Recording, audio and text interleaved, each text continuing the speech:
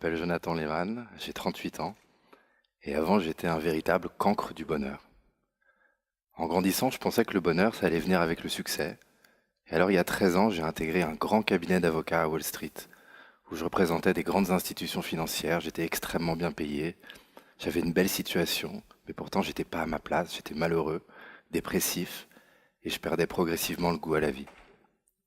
Il y a 7 ans, j'ai décidé de tout arrêter, de laisser ma carrière d'avocat derrière moi, et de me lancer dans une grande recherche sur le bonheur. Parce que la question qui m'anime, c'est comment ça se fait que ça fait 5000 ans qu'on joue à ce jeu de la civilisation. Qu'en 5000 ans, on a appris à envoyer des êtres humains dans l'espace, on a appris à reproduire des animaux par le clonage, on a appris à créer des machines qui pensent, mais pourtant, on n'a fait absolument aucun progrès sur le bonheur. À en juger le nombre de dépressions, le nombre de suicides, le spleen ambiant, on aurait même régressé sur le bonheur. Et ce que j'ai découvert pendant cette exploration, cette recherche sur la science du bonheur, c'est que le bonheur, il n'est pas à l'extérieur, il est à l'intérieur, et que l'ennemi numéro un du bonheur, c'est un phénomène qu'on peut appeler la tyrannie du mental. Et ce phénomène, il a été particulièrement bien résumé, je trouve, par un journaliste américain du nom de Dan Harris, qui, il y a 2 ans, a publié un livre sur le bonheur, qu'il a appelé « Comment je suis devenu 10% plus heureux », mais qui, selon ses dires, il aurait voulu appeler « La voix dans ma tête est une connasse ». Alors, est-ce que ça vous parle? Et je suis désolé du terme, mais moi, c'est un terme qui m'a parlé véritablement, parce qu'effectivement, on a tous dans la tête un petit dictateur, un tyran, une connasse, qui nous crée des problèmes, qui nous dit que ça va pas. Et mon but aujourd'hui, c'est de partager avec vous les techniques pour transformer ce tyran en outil de bonheur.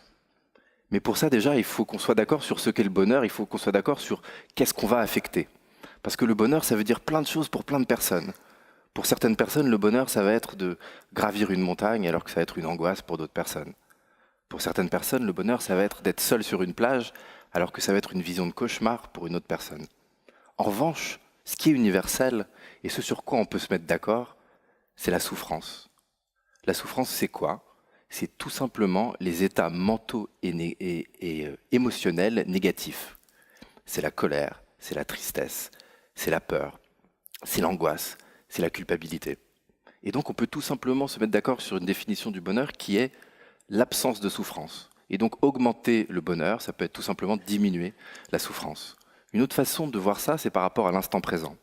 Le bonheur, c'est l'acceptation de l'instant présent, qui peut aller du neutre à l'enthousiasme, à la joie.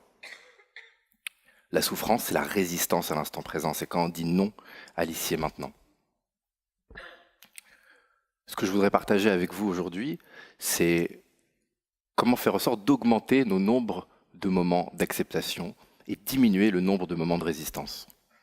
Et pour ça, il faut qu'on puisse mesurer. Et pour mesurer, il y a quelque chose que je trouve extrêmement intéressant. C'est la constatation qui a été faite il y a quelques années de ça par de nombreux psychologues que apparemment le présent conscient durerait 3 secondes.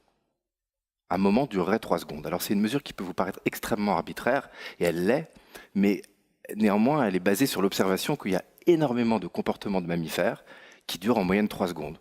Que ce soit le temps qu'un panda met à déféquer, le temps qu'une girafe met à mastiquer de l'herbe, la durée moyenne d'embrassade d'athlètes olympiques à la fin d'une épreuve, en moyenne 3 secondes.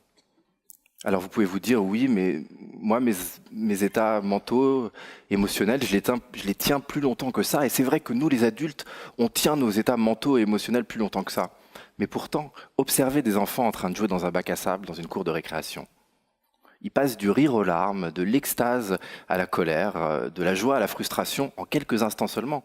Et ça nous montre que nous aussi, on a cette capacité de changer nos états mentaux et émotionnels, même quand ça nous paraît difficile.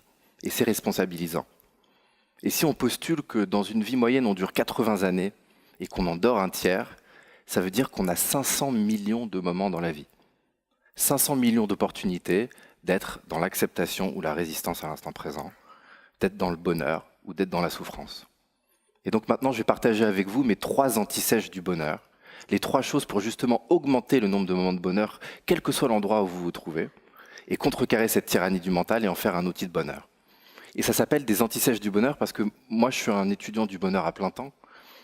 Mais je sais que vous n'avez pas le temps d'être des étudiants du bonheur à plein temps, et puis vous avez des quotidiens qui sont très chargés, et ce dont vous avez besoin, c'est des petits trucs qui, sans bouleverser votre quotidien, peuvent complètement changer votre vie. Et c'est ça l'idée de ces anti-sèches. Elles suivent le principe dit de Pareto, qui nous dit que dans énormément de cas, 80% des conséquences viennent de 20% des causes. C'est ce principe d'effet de levier, les petites choses qui peuvent avoir un gros impact. Et donc ces anti-sèches, elles tournent autour des 3 aspects de la tyrannie du mental, qui sont premièrement que le mental est négatif, deuxièmement que le mental est compulsif, et troisièmement que le mental est intérieur. Premièrement, le mental est négatif, c'est le phénomène connu sous le nom de biais de négativité, qui nous dit que la pensée négative voyage plus rapidement dans le cerveau et qu'elle pèse plus lourd que la pensée positive. Imaginez que je vous fasse 9 compliments et 1 reproche. Après-demain, vous allez vous souvenir de quoi en premier? Ouais, très probablement du reproche. Et on est tous comme ça, c'est notre biologie qui est comme ça. On a une machine à régler des problèmes dans la tête, c'est ce qui nous a permis de survivre.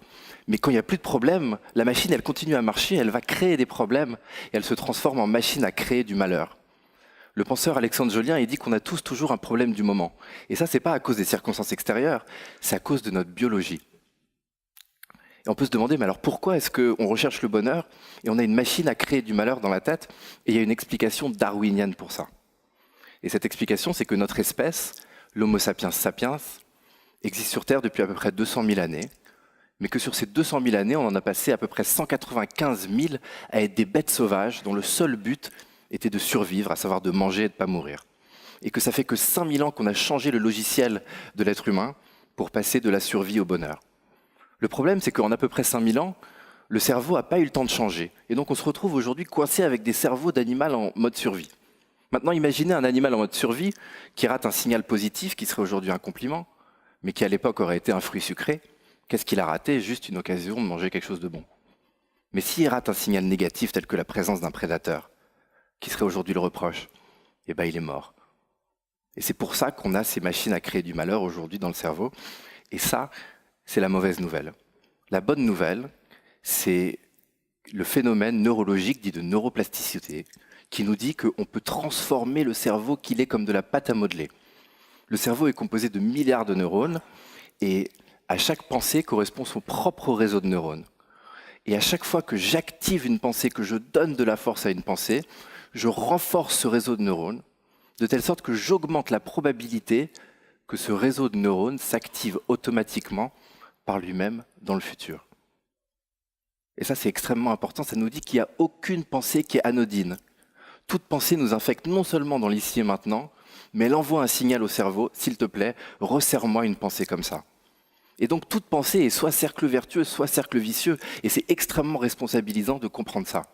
Et ce que nous dit la science contemporaine, et c'est le domaine de la psychologie positive, c'est qu'une des choses les plus importantes pour le bonheur, et une des 2 choses les plus importantes que j'ai personnellement apprises dans ma recherche sur le bonheur, c'est qu'il faut pratiquer rituellement la gratitude pour contrecarrer la tyrannie du mental. Chaque jour, écrire toutes les choses spécifiques pour lesquelles on est reconnaissant. La super conversation que j'ai eue avec mon amie Zoé, le délicieux sandwich au saumon. Ce qui compte, c'est d'être spécifique et d'être régulier. Albert Einstein a dit qu'il n'y a que 2 façons de vivre sa vie. L'une en faisant comme si rien n'était un miracle, l'autre en faisant comme si tout était un miracle. Et cette pratique de la gratitude, elle nous entraîne justement à redécouvrir les miracles de l'instant présent. Voilà pour la première anti-sèche. Le deuxième aspect de la tyrannie du mental, c'est le fait que le mental est compulsif. Il produit en moyenne 60 000 pensées par jour. Il nous parle incessamment du passé, du futur, il n'y a pas de bouton off. On peut être sur une plage, on peut être en train de faire l'amour, on peut être en train de manger quelque chose de délicieux. On a toujours des pensées, même quand on n'en a pas besoin. Et la deuxième anti-sèche que je veux partager avec vous, et qui est la chose la plus importante que j'ai apprise dans ces 7 années d'exploration du bonheur, et qui est beaucoup moins difficile qu'on croit, et ça c'est la pratique de la méditation. Et c'est quoi la méditation? Comment ça marche et pourquoi? C'est quoi la méditation? C'est tout simplement des exercices de l'attention sur l'instant présent, souvent sur la respiration. Quand on médite, on décide pendant une période prédéterminée qu'on va ramener son attention à l'instant présent, quand irrémédiablement elle va se perdre dans des pensées parce que la pensée est automatique. C'est cet acte de ramener l'attention encore et toujours quand elle se perd à l'instant présent, qui est le fondement de la méditation et qui est une musculation du cerveau comme on pourrait muscler nos muscles corporels. Et en faisant ça, on fait un pas en arrière par rapport au tyran, un pas en arrière par rapport au mental compulsif, et on le regarde tourner dans le vide, et du coup on apprend à s'en servir plutôt que de le laisser se servir de nous, comme quand il nous cause du stress. Alors comment méditer ? Il n'y a pas besoin d'aller dans un monastère, dans un ashram à l'autre bout du monde. Aujourd'hui, on peut trouver des méditations guidées sur Internet, des enregistrements qui font même pas 10 minutes. Vous vous posez, vous appuyez sur lecture, et ça y est, vous méditez. Pour ressentir les bienfaits, il suffit d'en faire un petit peu chaque jour, et les bienfaits, ils sont incroyables. Il y a une explosion du nombre d'études sur les bienfaits de la méditation. La méditation, elle a 3 grands bienfaits. Elle rend plus heureux, elle rend plus intelligent, et elle rallonge la vie. Rien que ça. Elle rend plus heureux dans la mesure où justement elle nous permet de mettre une distance par rapport aux pensées et aux émotions gênantes pour pouvoir muscler l'attention et mettre l'attention vers du contenu positif qui va nous faire du bien. Elle rend plus heureux dans la mesure où elle relâche de la sérotonine dans le cerveau, des endorphines, de la dopamine. Elle rend plus intelligent dans la mesure où elle renforce la concentration, elle améliore la mémoire, elle stimule la créativité. Et elle rallonge la vie dans la mesure où on sait aujourd'hui que la méditation, quand elle est pratiquée régulièrement, elle permet de ralentir le vieillissement des cellules et d'empêcher l'arrivée de maladies telles que des maladies cardiovasculaires. Et d'ailleurs, c'est la raison pour laquelle la méditation est si présente et de plus en plus aujourd'hui dans les hôpitaux. Personnellement, et c'est pour ça que je suis si enthousiaste, la méditation, ça a complètement transformé ma vie. Avant, j'étais colérique, j'étais dépressif, j'avais un très mauvais rapport avec moi-même. Grâce à cette pratique, ces 10 minutes, même pas par jour, j'ai complètement tout changé. J'ai plus confiance en moi, je me souviens d'où sont mes objets, je les cherchais partout avant, je me souviens de mes rêves, la liste est tellement longue. Vous savez, au début du 19e siècle, il y avait seulement une minorité de personnes qui se brossaient les dents régulièrement. Au début du 20e siècle, il y avait seulement une minorité de personnes qui faisaient du sport régulièrement. Et au début du 21e siècle, il y a seulement une minorité de personnes qui pratiquent la méditation régulièrement. Mais pourtant, les générations futures regarderont notre génération de non-méditants de la même façon que nous, on regarde les anciennes générations qui ne se brossaient pas les dents, qui ne faisaient pas de sport, parce que c'est une hygiène du cerveau qui est absolument essentielle et dont véritablement on ne peut pas se passer. Le troisième aspect de la tyrannie du mental, c'est le fait que le mental, il est coincé dans la tête. Le mental, il est intérieur. On a des problèmes qui ruminent, ça tourne en rond. C'est des problèmes qui sont très simples, mais ou qui pourraient être simples si seulement on les extériorisait. Mais pourtant, on les laisse à l'intérieur et on n'y voit pas clair. Si vous voulez, c'est un peu comme la différence entre du calcul mental et du calcul à l'écrit. Si je vous demande de faire 243 multiplié par 87 et que vous essayez de faire ça dans la tête, vous risquez de vous perdre, de perdre du temps, de gâcher des moments. Mais si vous le mettez à l'écrit, en 2 minutes, vous allez réussir à résoudre l'équation. Et c'est cette idée d'extérioriser la pensée pour réussir à mieux voir le tyran et mieux apprendre à s'en servir qui est à la base de la psychanalyse. C'est ce que Freud appelait le ramonage de cheminée, la cure par la parole. Mais ce que moi je veux vous dire aujourd'hui, c'est que ça peut être très bénéfique d'avoir un thérapeute et de se parler tout seul à voix haute en présence de quelqu'un de professionnel. Mais on peut le faire tout seul. C'est ce que j'appelle sortir les poubelles mentales. On peut le faire à l'oral, on peut le faire à l'écrit. À l'oral, tout simplement, moi ce que je fais et ce que je conseille de faire, c'est quand vous avez un problème, quand moi j'ai un problème, je me retire et je me fais les questions et les réponses. Alors Joe, c'est quoi le problème ? Est-ce que c'est vraiment si grave que ça ? Est-ce que tu as besoin de te concentrer là-dessus ? Bon, bien sûr, je le fais quand personne ne me voit parce que sinon on me prendrait pour un fou furieux.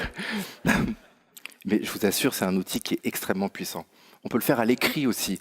Tout simplement écrire tout ce qui nous passe par la tête. De l'extérioriser, ça nous aide à mieux le voir, on sort les poubelles mentales.